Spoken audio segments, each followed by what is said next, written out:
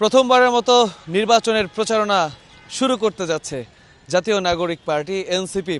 জুলাই গণ অভ্যুত্থানের যারা সমন্বয়ক ছিলেন বা সংগঠক ছিলেন তাদের দল জাতীয় নাগরিক পার্টি এনসিপি, তাদের দল গঠনের পর এই প্রথম নির্বাচন এবং প্রথমবারের মতো নির্বাচনে প্রচারণা তারা শুরু করবে তিন নেতার মাজার জিয়ারত করে এবং ইনকিলাব মঞ্চের মুখপাত্র ওসমান হাদির মাজার তারা জিয়ারত করবে এবং ফুলেল শুভেচ্ছা জানাবেন এবং তার পরপরই কিন্তু তাদের আনুষ্ঠানিকভাবে নির্বাচনী প্রচারণা সেটা কিন্তু শুরু হবে।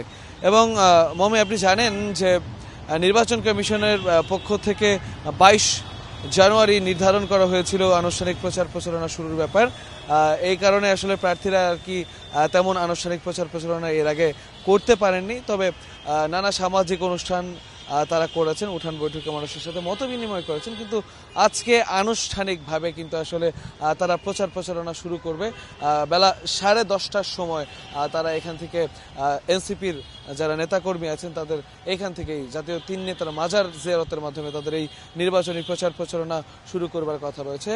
এনসিপি কিন্তু আশা করছে, তাদের নেতাকর্মীদের সাথে আমাদের কথা হয়েছে, যে তারা যেহেতু নতুন এবং তারা একটা পরিবর্তন দেশে এনেছেন গণ অভ্যুত্থানের মাধ্যমে এবং সেই বিবেচনায় আসলে তাদেরকে মানুষ সমর্থন জানাবেন, ভোট দিবেন এবং তাদেরকে আসলে পরিবর্তনের জন্য ভোট দিবেন। এবং তারা বলছেন তারা নতুন প্রজন্মের লোক এবং নতুন প্রজন্মের মাধ্যমে আসলে দেশের যে সার্বিক পরিবর্তন, দেশের যে অসঙ্গতিগুলো রয়েছে তারা সেগুলো পরিবর্তন করতে চান।